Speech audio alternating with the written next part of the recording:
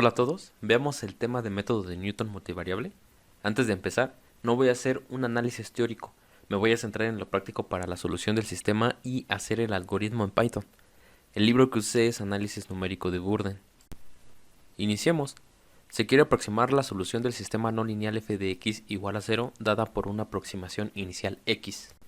En el paso 1 nos dice que k es igual a 1, en el paso 2, mientras que k sea menor o igual a n, realizar los pasos 3 a 7. Aquí n o nosotros lo fijamos o el ejercicio nos los va a dar. En el paso 3 debemos calcular el vector f evaluado en la aproximación inicial y la matriz jacobiana también evaluada en la aproximación inicial. Y bueno, aquí ya sabemos que la matriz jacobiana está compuesta por las derivadas parciales de las f's y respecto a las variables x, j. El paso 4 es resolver el sistema lineal L por n que está dado por la matriz jacobiana multiplicado por el vector y e igualado por menos el vector f. Para resolver este sistema lo único que tenemos que hacer es multiplicar en ambos lados de la igualdad y en el lado izquierdo la matriz jacobiana inversa. De álgebra lineal nosotros sabemos que si multiplicamos una matriz A inversa por la matriz A, como resultado tenemos la matriz identidad. Entonces el sistema nos queda como el vector y igual a menos la matriz jacobiana inversa por el vector f. En el paso 5 tenemos que reescribir nuestra aproximación inicial y esto se hace con x igual a x más y. En el paso 6 agregamos una condición. Debemos calcular la magnitud del vector y este debe de ser menor a una tolerancia y separa el programa.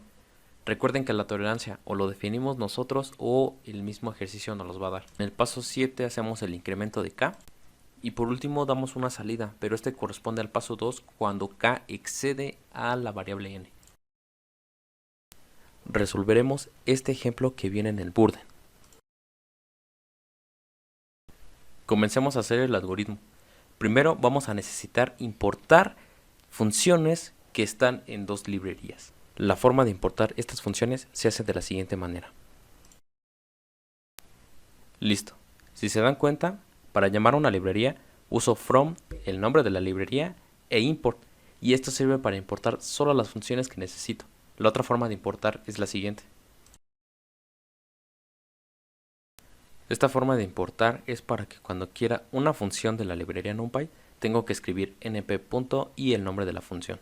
Importar las funciones de las librerías de diferente forma tiene como propósito evitar errores. En el caso de estas dos, NumPy tiene también funciones matemáticas, pero para eso está mat y solo uso NumPy para hacer operaciones entre matrices. Ahora vamos a definir una función en la cual vamos a introducir las funciones del sistema no lineal y que se evalúe con los valores de la aproximación inicial y los que se estarán calculando, además de que nos devuelva en forma de vector los valores de las funciones. De forma rápida, para poder definir una función en Python debemos escribir def y el nombre de la función, que en este caso es fs, y escribimos paréntesis. Dentro de estos paréntesis van a tener que ir los valores que vamos a estar evaluando, por lo tanto vamos a tener que escribir x1, x2 y x3. Una vez hecho esto, avanzamos, le damos enter y escribimos las funciones que nos da el problema. Analizamos de forma rápida. El return lo que hace es devolver aquellos valores que se ejecutan en la función. Entonces lo que estamos devolviendo nosotros, si se dan cuenta, es poner np.matrix y devolver en forma de vector las funciones f1, f2 y f3 ya evaluadas. Y se preguntarán por qué se escribe de esta forma para poder convertirlo a forma matricial. Lo que pasa es de que cuando nosotros escribimos algo entre corchetes estamos denotando que es una lista. Pero ¿qué pasa cuando escribimos una lista dentro de una lista? Pues bueno, esto lo va a tomar como si fuera la fila y cuando ponemos coma va a saltar a la segunda fila y así sucesivamente. Entonces prácticamente vamos a tener un vector con una columna y tres filas. Hacemos otro análisis rápido e innecesario para ver qué es lo que pasa. Copiamos esta parte de la lista y lo pegamos, pero va a haber un error porque aún no he definido las funciones. Entonces lo único que voy a hacer es cambiarlo por valores numéricos.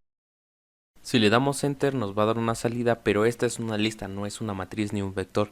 Entonces nosotros al poner np.matrix y entre paréntesis introducir la lista, nos lo va a devolver como una matriz o en su defecto un vector. En esta parte lo hago de forma amañada para que a la hora de que retorne los valores sea un vector vertical y no tenga problemas al calcular los siguientes puntos. Siguiendo la misma idea, voy a crear otra función donde introduciré los valores de las x y en esta escribiré las derivadas parciales de las funciones y se evaluarán para posteriormente calcular la matriz jacobiana inversa. Escribimos def jim y entre paréntesis los valores de las x1, x2 y x3. Recordando cómo se arma una matriz, en la primera función en el return pusimos una lista dentro de otra lista, denotando así una fila, y para cambiar de columna en la misma fila solo separamos por comas, quedando de la siguiente forma. Veámoslo detallado. En esta parte vemos que es la fila. Entonces, para denotar otra columna en la fila, solo separamos por comas. Una vez teniendo la matriz jacobiana, lo único que falta es calcular la inversa. Para esto, utilizaremos una función de NumPy. Pero primero vamos a definir una función jb igual a... Entre paréntesis ponemos la matriz j y esta función nos calculará la inversa.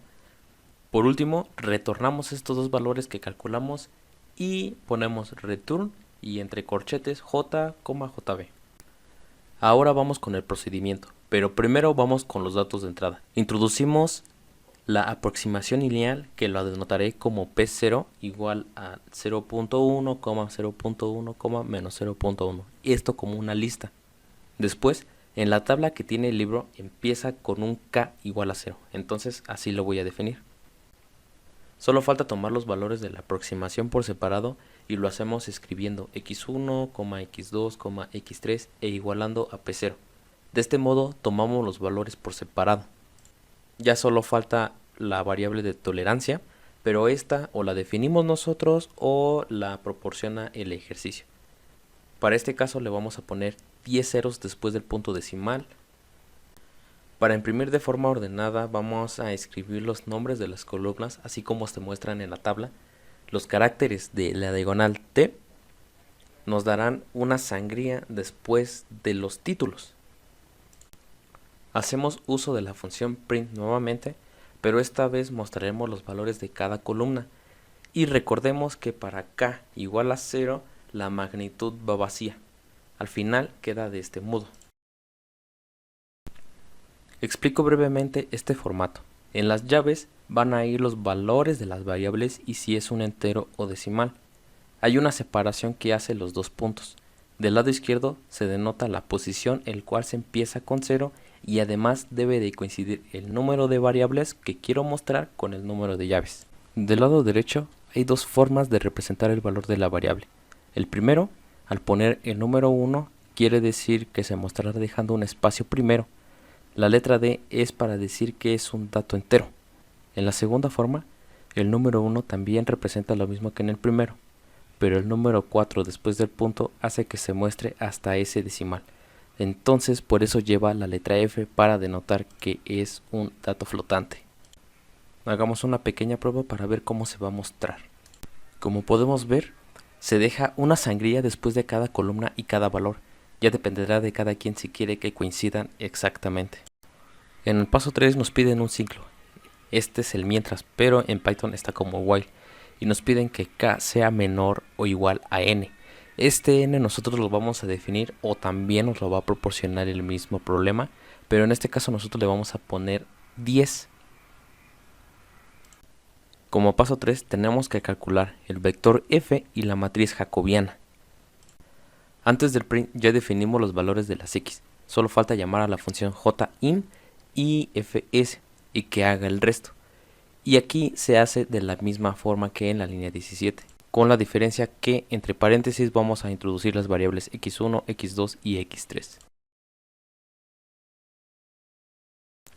Calculamos el vector y igual a menos el jacobiano inverso por el vector f. De forma rápida vamos a checar si estamos bien y esto lo hacemos de la siguiente forma. Vamos a copiar todas las líneas hasta el primer print y los vamos a poner en la consola. Ahora lo que está dentro del while y ejecutamos. En esta parte de explorador de las variables le damos clic a la variable f, que es nuestro vector f, y corroboramos que los valores sean correctos. Yo previamente ya hice los cálculos de la primera iteración nada más y también de la matriz jacobiana. Aquí no sé qué pasó, pero en explorador de variables no me aparece el jacobiano inverso, pero no hay problema. En la consola lo mando a llamar para ver los valores.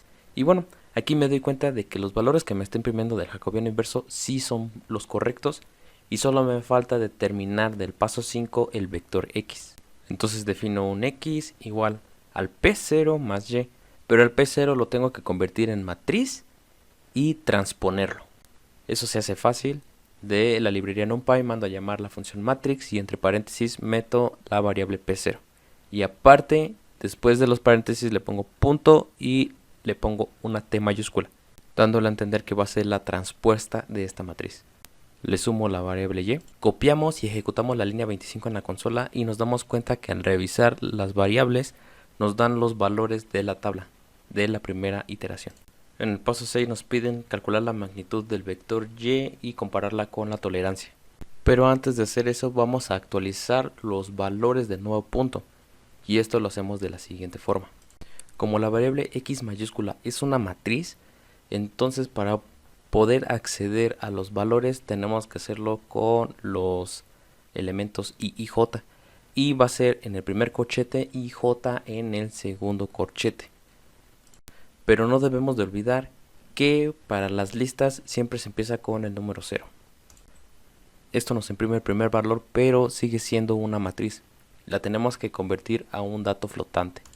Y listo, así accedemos a los valores de la matriz, entonces lo escribimos en el algoritmo.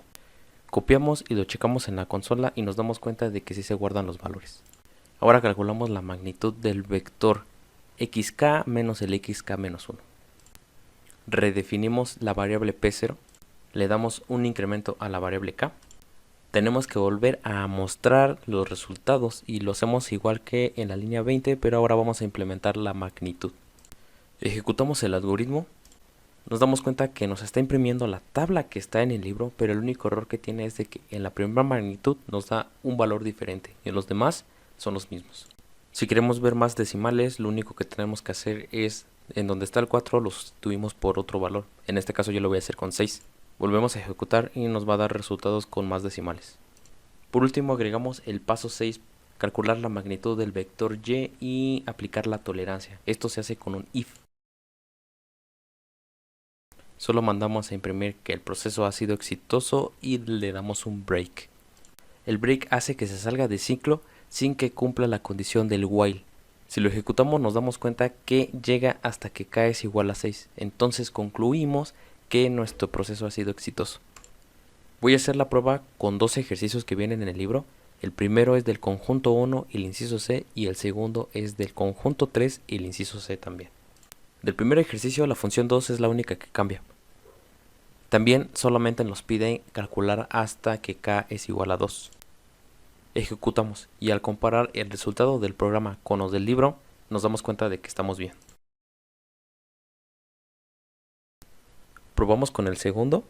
En este caso cambia las funciones, cambia la primera aproximación y además nos piden que calculemos hasta la tolerancia 10 a la menos 6. Ejecutamos y si comparamos los resultados del programa con los del libro nos damos cuenta de que estamos bien.